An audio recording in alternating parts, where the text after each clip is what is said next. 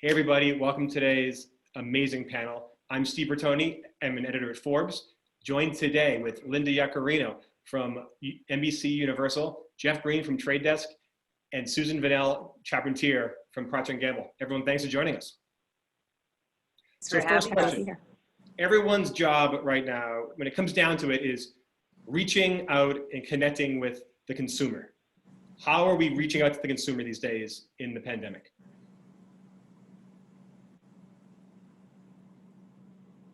Lots of ways. Yeah, lots of ways. I would say there are a few things for us. Obviously, from just taking care of consumers, you know, we're the company that makes toilet paper. So Charmin is ours and Bounty is ours. So we saw huge spikes in demand when we were, you know, right in the beginning of the pandemic. And even now that is continuing. So we're connecting with consumers in that way just to make sure that we are understanding what the needs are going to be so that we can supply them. The amount of cleaning products that people use now is just significantly bigger than it was in February. And so we're preparing for that. And then obviously from a media standpoint, we're reaching people differently. We had to change our mix. You know, out of home is not the place that we do a whole lot. TV is bigger and connected TV is even bigger than it was before for us. And so that's important. And then, of course, we're also connecting with consumers because we're making masks, we're making hand sanitizer, we're donating those to the communities and trying to make sure that we are helping in the communities where we live and work. So a few different ways. On the heels of what Susan is saying, you know, she's right. The consumer behavior has changed dramatically, whether it's from toilet paper to cleaning products. And one thing has really been clear in the last 6 months, whether it's CEOs or CMOs that we talk to on a daily basis, because that consumer behavior has changed so dramatically and permanently, none of our businesses, we all have one thing in common, none of our businesses will ever look the same as it did 6 months ago. And as far as putting the consumers at the forefront, like Procter is doing such an amazing job doing, context means everything. So it's the messaging that we're bringing to the consumer, that we're here, we're wrapping you up in this, you know, confidence and comfort blanket, but we're also talking to you directly. And one of the perfect examples at NBCUniversal has been a really change in mindset and product offering in something like we're getting into the streaming business for the first time with Peacock. So we're now immediately into the direct to consumer business, which also changes our messaging. So I think the connective tissue between our two comments is that the consumer is at the center and their behavior has changed permanently. Therefore, our businesses must reflect that. Yeah, they've touched on it, or they've summarized it really well. To just to touch on it a bit more. So in March, everybody started to hit the pause button, and there was this deep cut between March 15th and April 15th this year, where marketers and consumers were going through the same thing, which is, oh my God, what's happening? And just recalibrating and trying to figure out what to do. And then what happens from that point is there's this recovery curve, and every brand and every marketer is on a different part of the recovery curve.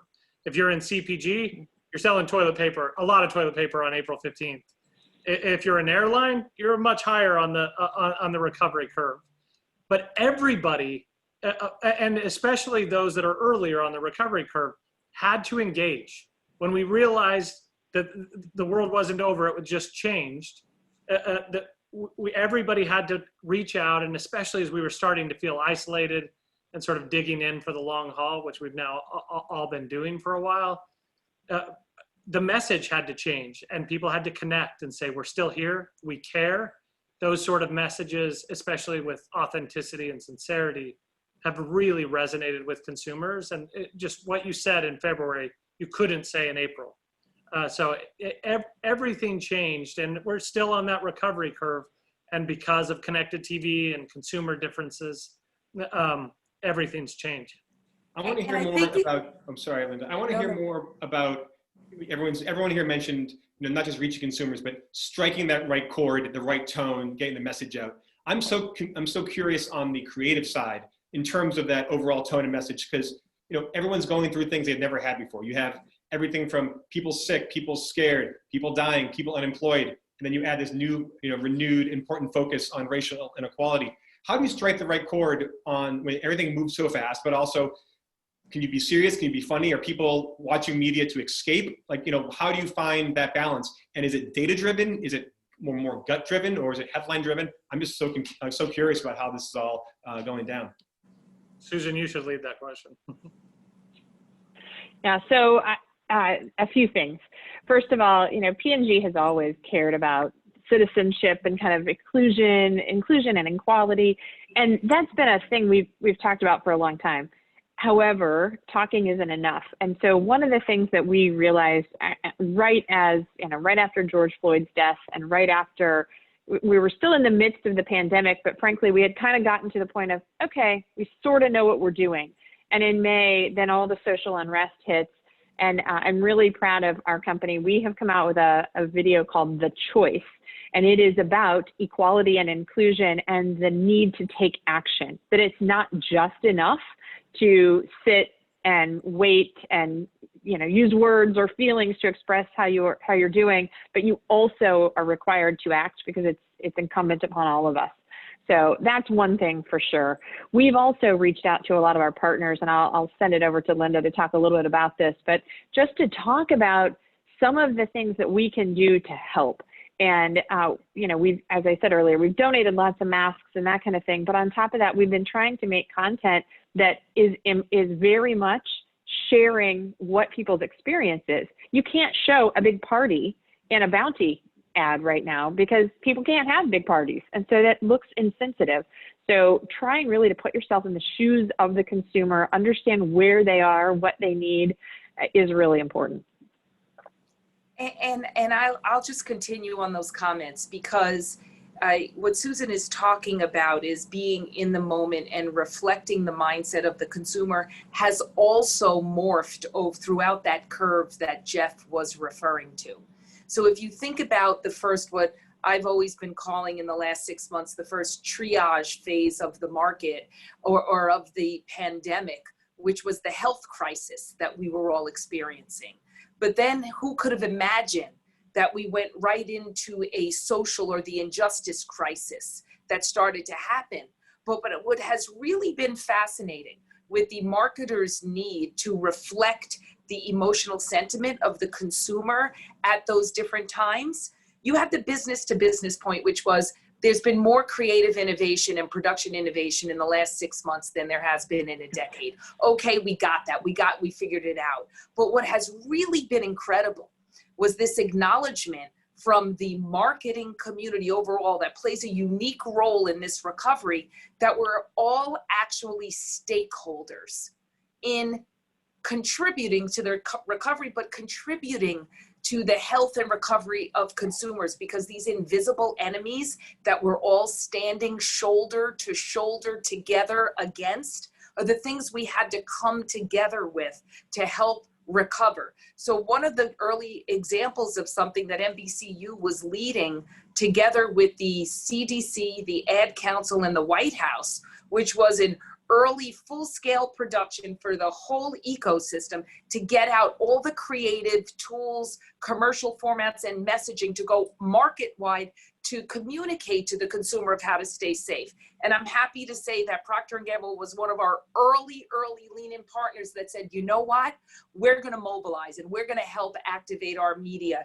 to bring what's so important to the consumers of this country immediately. So that's where I go back and say, we have to think about this key, we're all key stakeholders in this recovery curve that Jeff is talking about. I would add, and I couldn't agree more with the comments already been said, but I would just add that recovery curve is also different by country, as we've learned. There are parts of Asia like Taiwan or countries like New Zealand that are way ahead of us in terms of recovery. And then there are also parts of the world and other parts of Asia like India or Indonesia that are quite a ways behind in terms of that recovery. So when you talk about tone, like it's a different tone in different parts of the world. And if you just focus on the US, we started the year, as was pointed out, talking about a health crisis, a global pandemic. We moved to a civil rights movement where once again, years of change was packed into a single year. And now we're about to transition to an election. I suspect that the pendulum is going to swing back and forth a bit, where we've spent most of 2020 being very serious. It would be a bad tone to try to tell a joke during most of 2020. But I suspect at some point soon, we're all going to need a laugh. So I suspect the pendulum is going to swing again. Yeah, on that note, like Susan, take us inside P&G right now. Like when you're doing a big campaign, is there like an A/B test? Like, oh, we have this creative for like that, serious uplifting thing, and then we have another creative, the B side, that is like a funny take that no one can find toilet paper or something. Like, is there like competing thing, or as a company, everyone's united, like we're gonna go with this kind of idea, this theme, and just roll with it, or do you kind of like have the drama and the comedy, or just the middle ground, or the or service advertising in between? Like, how does that go in a massive company like P&G? Yeah, it's a good question. So when you think of P&G, I know we sound like one entity, but we're actually 10 very unique categories. So you probably saw some of the social ads that Charmin was doing during the pandemic that just had the Charmin bear and said, we're doing everything we can to make toilet paper as quickly as we can, because they needed to reassure people that it's not about whether you want Charmin. We know you do. We're not trying to convince you. We're just trying to reassure you that we're doing everything we possibly can to get it to you. So the message they had to send during the pandemic was very different than somebody like our personal health care category who makes Vicks, and they're all about caring for sick people. You're not really doing a whole lot of joking around that at that period of time. So it does matter by category. And, everyone tried to strike a unique theme. Pampers, which obviously parents with young kids who are on quarantine, that is a really difficult situation to be in. And so what they pivoted to was useful content. So again, we don't need to go sell you on Pampers. We want you to know that, frankly, we're just here for you. And so they created content that would entertain your children while you were working, because they knew that was really what you needed, more than to be sold on whether you need Pampers or what size. But again, I think we're landing on or going the direction of the importance of context, and that your message as a global marketer is appropriate for the context that you're in. So you're kind of screen agnostic, because the consumer doesn't care how they're getting it, but you're specific to the platform or the program that you're airing your content in or next to. So it makes transparency, it makes safety, it makes context all the more important. But it also, you have to, and we could use the US as an example. As sports has come back, people want a respite. People they want their favorite hometown team that they can cheer on. So the messages are appropriate and can morph over those more serious messages that were in the early days of the pandemic. And then when a lot of the new TV production is going to start to be finished soon, and new comedies are coming out, then you're going to have a little more latitude to be able to maybe put think about advertising or marketing the way we used to. But it's also to offer the consumer messages that will resonate with them in the context of what they're consuming. And you can't forget about that. And when we have partners like Jeff and the Trade Desk, they enable us to keep our ear to the ground and listen to what the consumer wants, because the data is so clear of what they like and what they'll engage with and what they'll re-engage with, which is more important. Linda, quick question, 30 seconds question. The new comedies, the new content coming out soon, are all these kind of shows, are they set in like a pandemic quarantine world? Or are they set as like a normal world, or does it depend? I'm just curious. Well, some aren't, depending, and some will actually morph over time, because if you had some episodes in the can, they'll have to reflect that you went through this, pandemic stage. And if you were able to watch our 30 Rock reunion special a couple of months ago, you could tell that it was written and produced in COVID, but it didn't look like one giant Zoom call. That being said, I think a perfect celebratory moment could be on October 3rd when Saturday Night Live comes back. So I think you'll see that combination of cheering like some normalcy is back, but also a hilarious take on the moments that we're living, that I'm sure we won't be on shortage on election coverage either that night. So there's hope, and there's green shoots and rays of light coming back, that we're inching our way back to what I've been calling kind of the pre-COVID recovery phase, but still to come. I'll never forget the first Silent Live after 9/11. That was I still get chills. That was amazing. Yes, seminal episode. So let's change gears here for a second. Everyone's mentioning this acceleration of COVID, how this basically, there were trends already happening in our world that this basically hit the fast forward button on. What kind of are these, what essential skills and what factors have really come to the forefront that everyone had, that if you didn't do it fast, if you weren't flexible, you were kind of left in the dust? What are those what's that acceleration look like for everybody? Problem solving. I mean, problem solving skills are off the charts right now. And, in my world, if you look at my team, I have a media team, but I also have a data and analytics team. And they also have marketing technology. So all the programmatic tech behind the scenes, they always have had to kind of go across the different silos and try to figure that out. Now, there is no way not to know all three of the areas, because they are completely combined together. And so I need analytical people, as I always have, but like on steroids, so that they can quickly go in and analyze. And then I need problem solvers. I need people who can think creatively. And, that's probably not been the description most people would use for buyers in the past, but the people who on my team who've really emerged as kind of heroic in this time are the people who have the relationships and who can problem solve with our partners pretty quickly. I think that's exactly right. But at our company in particular, in our industry, think about the advertising industry, I think has been hamstrung by legacy practices and legacy terms and conditions that have been largely the same since the 60s, when the business really first started. So those problem solvers that I think are going to rise to the top really will confront the people that would answer a question, that's the way we've always done it. So I think new permission has been given to question why we always do things a certain way, but really give rise to fix the things we knew had to be fixed anyway. So now if you use the consumer as your guide, and they've, kind of starting with a whole new playbook, I think what's exciting coming out of this is that not one company will look the same as it used to. And it's given a company like mine permission to change the things we already knew needed to be changed. And that's really in service to new consumer behavior. Yeah, Linda, I couldn't agree more. By the way, part of what's really interesting about what you just said is that all the things that existed, no matter whether they were, long serving from the media world or the advertising world or any other place, we now go, okay, doesn't matter, we can fix that. Whereas before, it did feel almost heavy. Yes. We can't. Oh my gosh, that would be so hard to change. Now we can change because everything changed in 6 months. And so it's given people a new confidence that everything can completely change and we all have the ability to do it. So to me, it's refreshing. The thing that happened in March that I was describing earlier, where everybody paused as much as they possibly could. And it's just because we don't know how deep this cut is going to be economically to the balance sheets of every corporation that has any meaningful marketing spend.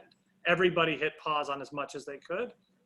Some were briefer than others, like P&G's was for its size among the shortest, where they're looking at ways to deploy and say we're still here. Others took a little bit longer. But as they're recovering, and I can say this, during that recovery and from March to May, I tripled the number of one-on-ones I had with my CFO, where we're looking at exactly what is the health of the balance sheet, what's happening day to day, trying to read the tea leaves. And everybody's doing that, especially in marketing where the CMO is more involved. That means that in order to defend your budgets, you have to be more data-driven. So there's this economic pressure that has been put on marketing everywhere. That is, I have to be more data-driven than I've ever been. And all the people on this panel have been pushing that forever. But it just got a lot easier simply because budgets are slightly smaller, just because we have not fully recovered. And as they're smaller, we have to do more with less. And we have to justify exactly what we're doing to the CFO so that we can spend and grow at a time that it's really important to show efficacy. So data-driven skills, analytical skills are replacing the Don Drapers more in 2020 than in any year since 1963. And if you think you're about right. what we've been talking about, whether you want to call it the rise in the importance of data-driven decisioning, or most importantly, a lot of what Susan was talking about is the importance of your message at the right time or context. And the intersection of those things challenge the legacy of our business. If you want to refer it to the Don Draper time, or the fact that you know that only data-driven or performance-based marketing doesn't work on its own. So it's the intersection of those two things, the magic and the math, that I think will be permanent, and that we're all going to have to come together, because that in essence challenges the legacy operations of our business. Oh man, the next season of Mad Men is going to be so boring. The spreadsheets. I thought it was starring Susan, Jeff, and I, so I was thinking it was going to be very exciting. Oh, the reboot's going to be great. The reboot's going to be great. Talking about being efficient and change, I'm going to put all three of you on the spot now. Give me one activity or procedure that was considered crucial on March 1st, 2020 that your companies will never, ever do again. The upfront. You know what? Am I allowed to say she stole my answer, or I'm copying her, Susan's answer? I'm going with her. It's the upfront. And it shook the foundation, and guess what? On the other side of it, we're all okay. Go into that a little bit more. We're better, actually. Yeah, so you may have heard, I joke, our CMO, Mark Pritchard, talks about this a lot, that this thing called the upfront, we all used to traipse to New York for a week. We watched these amazing shows, and we would tell everybody how much money we wanted to spend. Then we would go off, and all the networks would do their thing, and we would spend months going back and forth trying to figure out with our agencies, okay, how much TV do we need to buy? And it's this marketplace that just doesn't really work well for anybody, but it was so crucial. It was like the one travel trip everybody had to do. It was the one negotiation time. Nobody could take vacation, all this crazy stuff. And then pandemic hits. We can't go to New York. We can't do this process. People don't know how much media they're going to spend, although I will say P&G didn't cut at all. We actually spent more because we wanted to stay on and help people know that we were there. But as you go through that and you go, wow, we thought we had to do that. And now we partnered with Linda and a few other of the networks, and we came out with deals that frankly we're much happier with. I think they're very happy with them. And we go, we could have done this a long time ago maybe, but glad we had the impetus and the confidence and the right conditions to facilitate it now. And I think that's exactly right. I mean, the upfront went from a business-focused, almost annual pilgrimage or rite of passage that Susan referenced, to actually a consumer-focused process of business. How do we exactly recraft what consumers needs? And I think one of the examples of why Procter & Gamble and NBCU came out with such a new and renewed partnership was because we have such belief in our own products and our company and how our purpose or our serving of consumers, that we had such conviction about that we had confidence to come in and rewrite every single rule. Now, don't get me wrong. I do have what will now be a nostalgic sadness about the week in May when there's a lot of fancy celebrations going on, but it actually gave us all permission to fix what needed to be fixed and question why we were doing things that were limiting progress and innovation. Yeah, I mean, we never participated in the upfront, so I can't borrow that answer, although I love it more than the one I'm about to give, which is we will never write product again for broadcast television. So there have been times in our past where we tried to develop product to make the round peg fit in the square hole, and because of what's happened in connected TV, there's absolutely no reason to do that. And that's especially because of the success of things like Disney Plus and Peacock, where they've just had an amazing amount of adoption. You know, I keep quoting this, but Disney Plus had more subscribers in the first year, I think it's first 8 months, than Netflix had in the first 8 years. And it's a commentary on COVID. It's a commentary on the amount of change that's happened inside of 2020. But it also shows the commitment of companies like Linda's to getting content online. And that changes everything for Susan and myself forever. Yeah, on that, where are the consumer these days? Where do you find the customer? Where do you find the eyeballs? Because I mean, I think as COVID, again, accelerating, the theme goes on, but you know, for a good 3 months, there was no new shows, no new movies, no sports, and that obviously pushed everything to on-demand, onto streaming, and even away from broadcast. But just, you know, being at Forbes, like, we had record traffic because I think humans have never read more in their lives during the pandemic, because they were at home and they were curious, they were bored, they were scared, and they were just reading. I think humans have never read more. So you have this great like mix of, you know, internet, digital, you know, film. So, I mean, you know, broadcast, but broadcast not on live, well, probably from cable news. But anyway, where are you reaching everybody? Where is everyone hiding?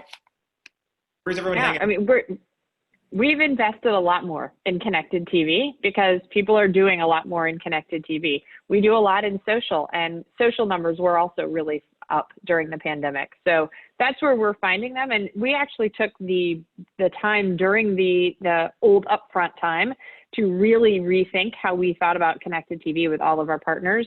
And so that has been, for us, kind of an investment in the future, something that will, you know, as you said, we're not going back. So that change has been really big. How do you do? How does that change, Linda and Susan? Like, what does that mean? Like, does that mean advertisers are buying specific shows, specific actors and actresses, specific teams? Like, what is it more like? I think that's an old way of describing if marketers are buying separate shows or specific networks.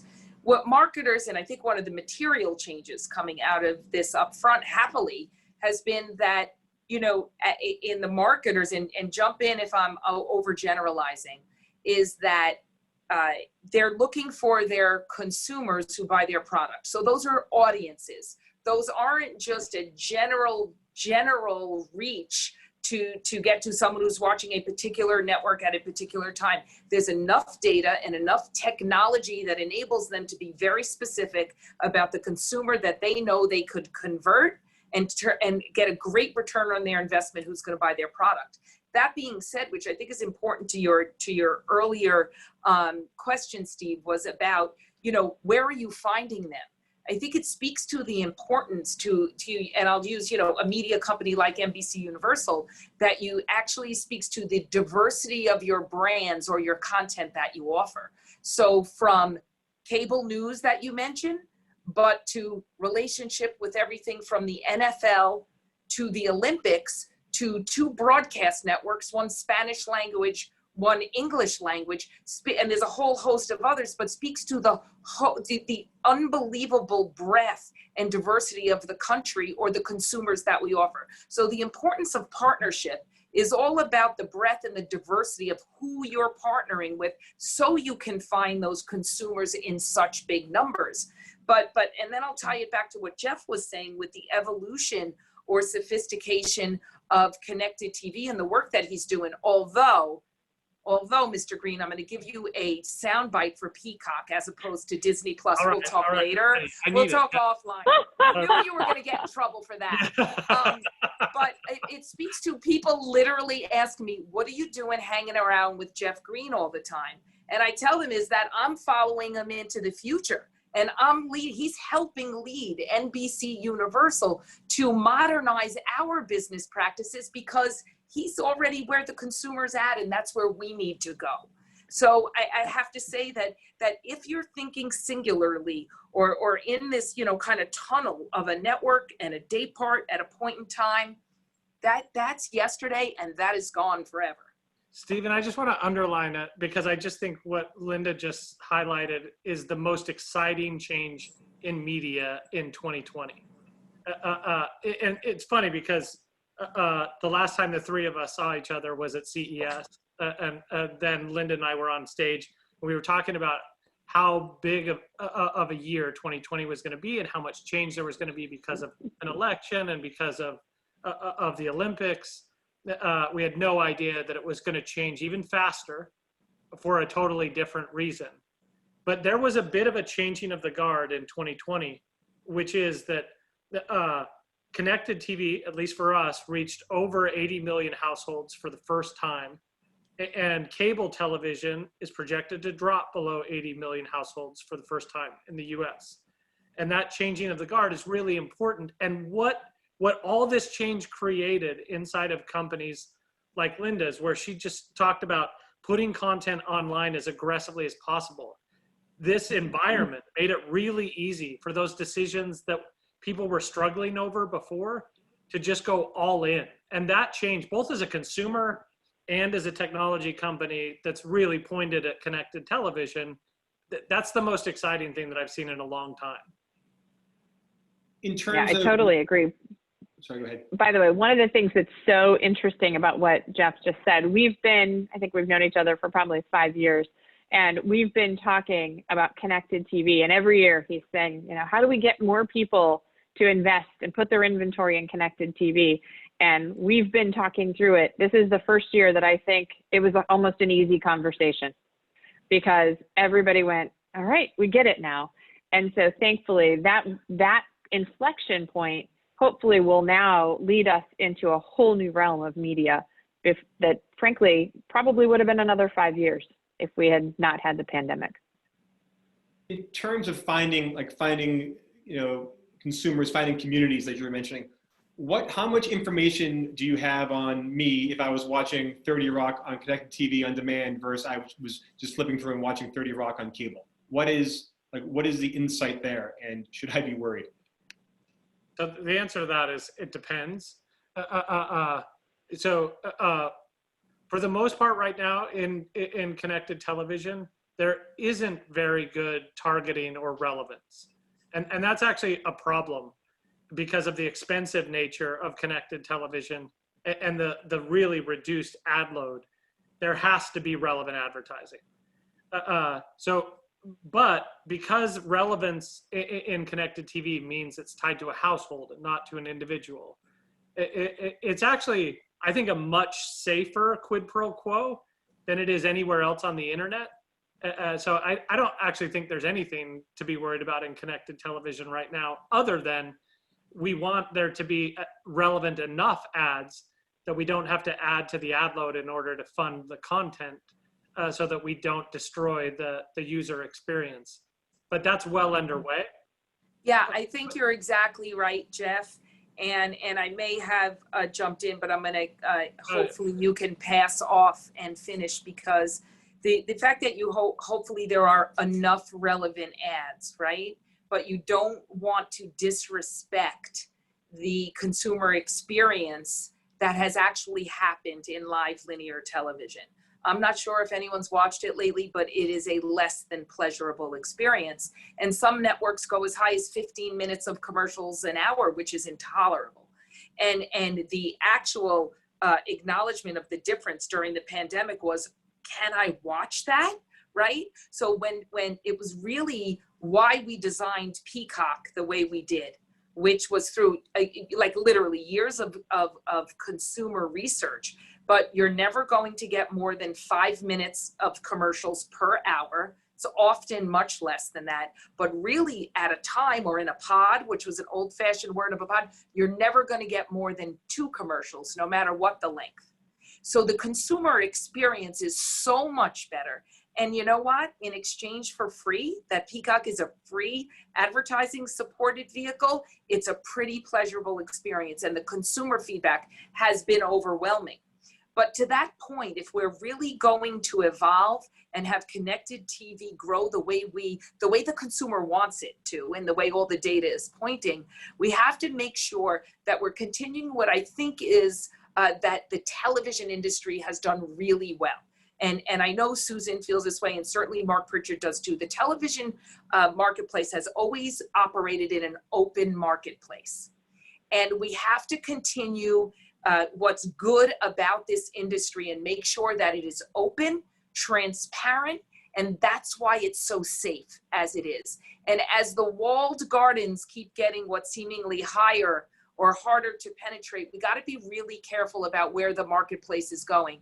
And Jeff and I lament on this issue all the time. And I thought that you probably want to add to that, Jeff. Yeah, but you said it beautifully. So the only thing that I want to add is because of the marketplace that Linda was just describing, I'm not worried about the relevance thing solving itself. In fact, it already is.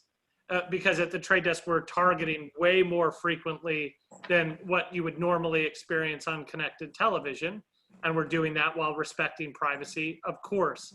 But part of the reason why we're able to do that is because there's so much more content that's been brought online that, okay, if I can show a highly relevant ad and know that on Susan's behalf, we're going to get better results, or show one that is less targeted and therefore has to be at a lower price, and then making this a less obvious thing for Linda to do. And so there is no way for this marketplace to continue to sort of balance between all of the constituents without that relevance. And because we now get to discriminate, we get to pick, do I want this ad or do I want that ad? Because there's a lot more of them. The only way to justify those really expensive premiums is to enable relevance. So the companies that don't enable relevance can't make the math work anymore. So that marketplace is really important, but it's going to solve the problem. The other piece that marketplace solves is brand safety in general. So when you're looking for high quality video content, because the TV standards are the same, whether it's connected TV or broadcast TV, you have, as an advertiser, a lot more confidence that you are getting something that is brand safe. It's one of the things that we believe is missing in other video outlets, because there isn't a safe way always for us to advertise. And we spend, frankly, too much time thinking about brand safety in those other vehicles. So we like these vehicles because, frankly, we can just get to the business of advertising and not worrying about whether it's safe or not. Let's say a perfect vaccine comes out tomorrow. How do all the three of your roles and jobs and companies change? If they do it all. After my intense amount of prayers of gratitude that the vaccine came out and it's safe and the world is a healthier place, I don't know what it means for tomorrow. I know what it means at our company is that we're already underway with a massive, radical rethink of the culture of our company and who we want to be on the other side of it. Because let's not forget, it's not just a health crisis that we're dealing with. It's a social crisis, and it's an macroeconomic or global economic crisis. And if those three types of overwhelmingly important things that kind of pull us all together, that we're fighting these enemies together, if that doesn't change how you operate as a business, I know at NBCUniversal, we're never going to be the same as we were 7 months ago or 6 months ago. But what I also know is that our employee community has a voice that is really influencing what we want to become. And it's everything from a technical platform development to have them work from wherever they want to work that we hadn't had before. And that'll be ready in the next month or two for them to completely, us to relaunch how we work, but also then that's reflected in how we deal directly with our consumers. And I think you'll see an incredible acceleration of Peacock, and our entire company, our linear networks, Peacock is the harbinger of what's next. So I can gladly say, after, again, my prayers of gratitude, nothing will ever be the same again for the good. And that remote work is going to be permanent, you think, or option to be more flexible? At my company, yes, it will be. Yeah, I would say, obviously, we're all going to go on long vacations because none of us have gotten to go anywhere fun in the last long little while. So we're going to go do that. And then after that, it's actually very similar to what Linda said. That old adage of what doesn't kill you makes you stronger, I think we are going to come out a much stronger company. In the old days, P&G was kind of, oh, they're like a yacht. It's hard to turn the ship, right? It's not a speedboat, it's a yacht. And frankly, we became a speedboat. We were making masks in a month after we decided we wanted to do it. That's unheard of. And we retooled lines. We were able to shift the messaging very quickly. And frankly, now we have the confidence that we know how to do those things in a way that is good for consumers. It's good for our business. And so I think we're going to be really, really fierce coming forward because we've now learned the tricks of being agile, and we're a huge company with a lot of scale. So definitely stronger coming out of this. And I also think we're going to have a workforce that is so much happier because this has caused everyone to really evaluate what makes them happy, where they want to live, how they want to work. And we're now listening in a different way. And we've always been a really good family company, but we are now listening in a very different way. And if you think about, gosh, I don't have to have people that are just in Cincinnati, Ohio. Now the world's my oyster and where my talent comes from. And that just continues to bolster our results. So I think we're going to be pretty fierce coming out of this. Yeah, I think first, yeah, I think I would just be struck with gratitude that we're able to leave what right now seems like who knows when this will end sort of questions. But I think I would immediately also just want to connect everybody because I feel like what we've done at the trade desk for the last 11 years has been making deposits on a good culture and a good vision for what the future holds. And over the last 9 months, we've been making withdrawals in that account simply because we went from 25 offices to 1,700 offices. And in that process, there's just this amount of disconnection that I want to make sure that we all come back together. So I think I would start with that. But in that conversation where we're establishing a clear vision for the future, I'll reiterate something I said to the team in January, which is I am not worried about a connected TV tidal wave of opportunity not being there. I see it on the horizon. It is huge. And I'm intimidated by how big that wave is. That's what I said in January. And now with everything that's changed, it's twice as big as it was on the horizon in January. And I'm more concerned about us being ready to capture all the opportunity that is heading our direction. And that includes for all of our partners. And so I'll immediately get focused on capturing that opportunity, hiring as quickly as possible to capture that, and just getting everyone laser focused on what has changed about advertising. Because there's nothing that will change walled gardens faster than the marketplace of connected TV that we just started talking about. If all three of you were suddenly lecturers in college and you're teaching a class of 20-year-old aspiring folks in marketing and media right now, what would you tell them to get ready for and buckle up for, and kind of get what skill sets do they need? I don't mind taking a shot first. So I've said to my son, who's a sophomore in high school, and of course now it seems like you have to think about college somewhere right after kindergarten. But he was asked by his school advisor what he is going to major in, and he said, "Dad, what should I major in?" I'm like, "You should pick that for yourself."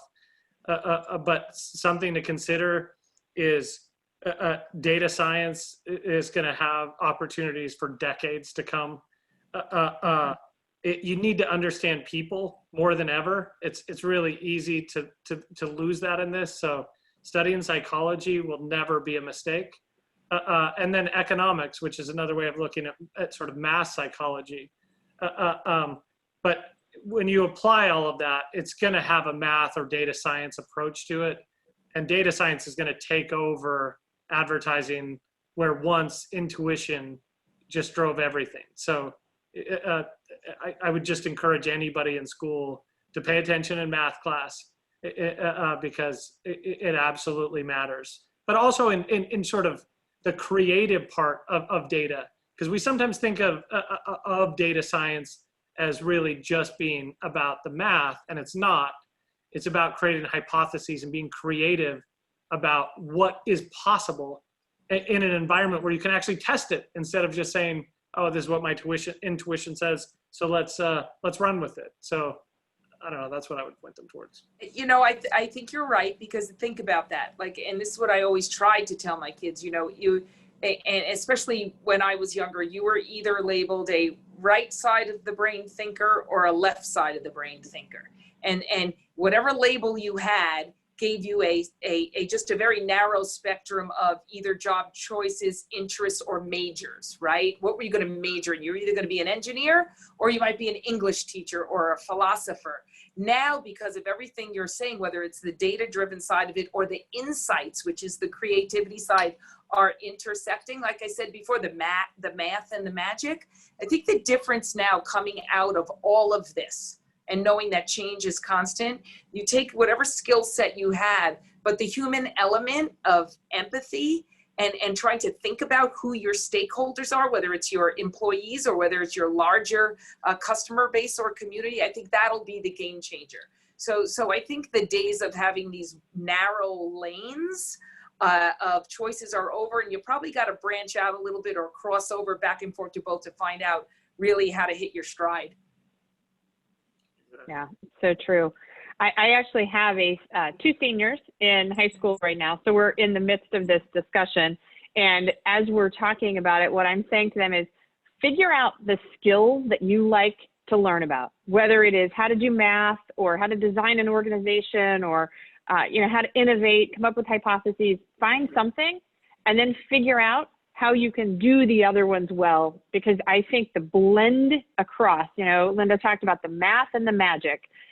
It's not, we're no longer going to be just statisticians or just data scientists or just HR people. We're going to have to go across. And so I'm really encouraging them to look at, find something you want to learn about in school, but then every internship you do, go learn a different area so that you have a breadth of experience that you can pull from, because frankly, that's going to be what helps everybody win. Great advice. Might need you to talk to my son.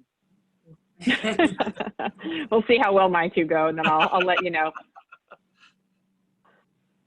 And this has been great, guys, everybody. I think, you know, we talked about how your industry is changing, but I think to close this out, let's talk about how the consumer will change. Let's say when we get the all clear, whatever that looks like, will the consumer have changed in terms of their behaviors? In terms of, is it a pendulum? Is there going to be an explosion of, like everyone said, I'm cooped up, I want to go to a restaurant and travel and stuff? Or will the consumer suddenly, again, everyone's different, but broadly, are there going to be more homebodies, less of the experience economy, less travel and go to all these different festivals, you name it, more like calmer at home, consuming maybe less? I don't know. What's everyone's kind of bold prediction on that? And again, I know everyone's different, every area is different, but.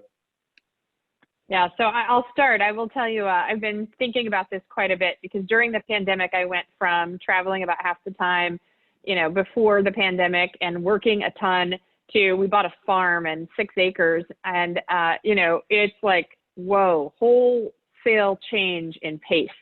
And it has been really pretty amazing to feel, you know, your hands in the earth, then slowing down and just kind of a return. And as I've talked about that with my friends, they all go, us too.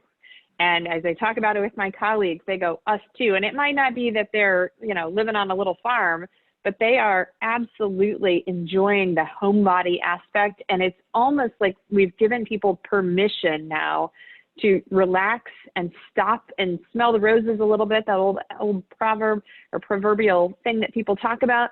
And the fact is, we're all going to be changed forever by this experience. It's not going to be the same as it was. So my prediction is that we're going to see a lot of people who are savoring the slower life coming out of this. Well, I want to hear from everyone else, but I just want to follow up really quick with you, Susan. So I imagine you had again, living on an airplane, crazy, busy, hectic lifestyle. Do you feel now that like you are doing this, getting the same effective stuff done just more efficiently? You were spinning wheels before, or is it more of like a downshift? I'm very curious about that. I want to hear Jeff and Lynn's predictions too, but I want to hear this from from basically business class to the farmer? I want to hear this. Yeah. So yes, the answer is we're getting a lot of work done. We've had to do more work in this crazy environment, but what I'm learning is there's a whole new way to think about that work. And, you know, if I think about why the travel is so important, it's so that I have relationships with people like Linda and Jeff, so that we can get on the phone and have hard conversations and we can talk through things. That's really difficult when you've only met somebody like this.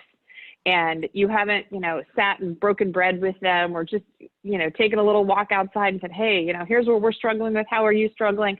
And so I think that authentic connection still can only come by connecting live.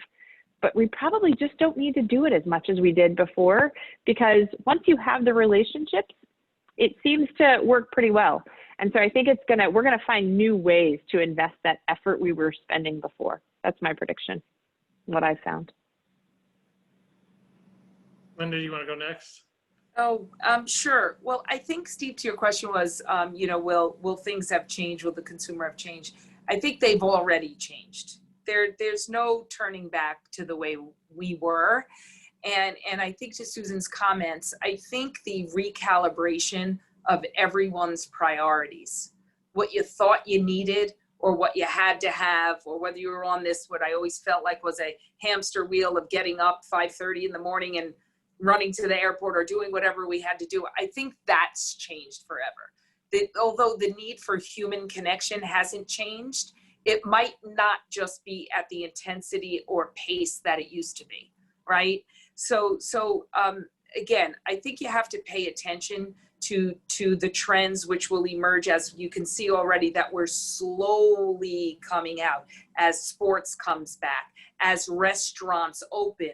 But consumer behavioral changes will have already been communicated, like the way they buy or approach cleaning products. So that's clear. It really just depends the level of enthusiasm of how much they want to, what is the new normal looking like? But I do think a respect for the more simpler, or the simplicity of a close group of friends and family having these experiences at home or in their neighborhoods is actually a pretty fantastic thing to think about. And you kind of recalibrate what's important. And I think a whole new bunch of innovation will emerge. There's definitely businesses that will be, you know, impacted or hurt forever, but a whole bunch of new innovation is going to emerge as we serve those new consumer priorities. Yeah, I think it's been said really well already. I think I'm mostly back to normal, so I think very similar to Linda and Susan, in that I spent 50% of my time on the road for the last decade plus, and I look forward to going places again. I saw my own identity has been affected through this, in the sense that I saw myself as a global citizen, and now I'm a citizen of California exclusively, it feels like. So that's a totally different identity than the way I thought of myself and thought of the world before. And I really like to connect with people, and so maybe I'm an anomaly in this, but I'm eager to get back to connecting in person. That said, maybe the greatest gift of all of this is just that I've been able to spend more time with my kids, and I won't give that up. So maybe the answer to this is just that I'm going to do a little bit less, just like was said by both Linda and Susan, of travel, prioritizing those things where I'm optimizing for connection. But I'm also going to just take advantage of the places where I've found time. And so I'd never really ordered groceries before online. I don't see why I won't do that forever. So I think the amount of moving from brick and mortar to online, I don't think that's ever going back for any consumer. So I think those sort of behaviors have been changed forever.